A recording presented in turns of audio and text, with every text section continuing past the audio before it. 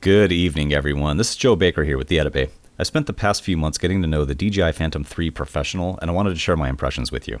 I should mention that this review will focus only on the Phantom 3's onboard camera, which surprised me in several ways.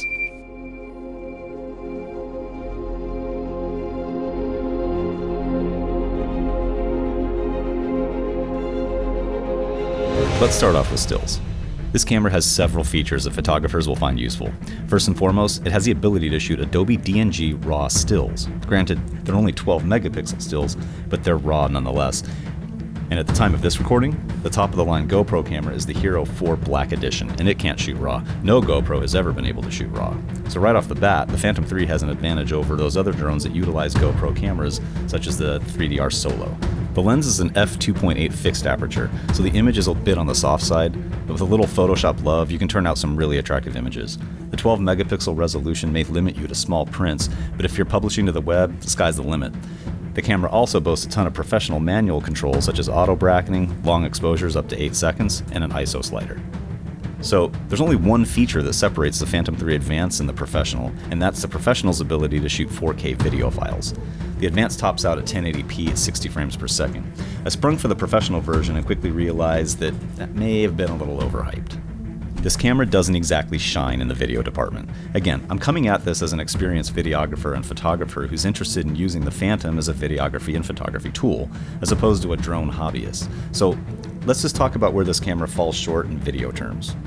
First off, there's an overabundance of moire, aliasing, and compression artifacts in this camera. And at this price point, I'd be more willing to look past a lot of these shortcomings if there weren't comparable cameras out there, such as the GoPro Hero 4, that don't have any of these problems. I expected moire, I expected aliasing. The second your camera is 100 or so feet above its subject, line patterns are going to be visible, especially in cities, but it's a bit out of control on this camera. The artifacts are the result of a low bitrate, 60 megabits per second, and some really aggressive compression. Again, I'd be more willing to let this slide if the Hero 4 had similar issues, but it doesn't. So let me take a break from beating this thing up for a second and talk about some video features that are pretty respectable. The Phantom 3 has a log profile. Now, whether that's true log or simply a flat profile that can be customized remains to be seen, but it's possible to give yourself a ton of latitude in post by setting it to log, reducing contrast, saturation, and sharpness all the way. The Phantom 3 Pro shoots 4K. Now, most uppity cinematographers will tell you that 3840 by 2160 is not 4K, it's ultra high definition. And they're right.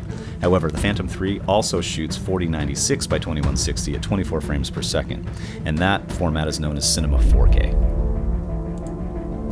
There are a ton of people out there using drones. We've got seasoned cinematographers, photographers marveling at the fact that aerial photography is finally within financial reach.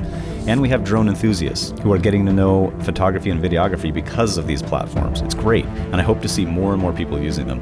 As for the Phantom 3 Pro, it's like every other camera. You need to be aware of its strengths and its weaknesses. Well folks, that is my first impression of the Phantom 3 Professional camera. Stay tuned for future tutorials. I do plan on making a tutorial on my workflow for working with the Adobe DNG RAW files on the Phantom 3 Pro, followed by my workflow with working with 4K video files that were captured in the log profile.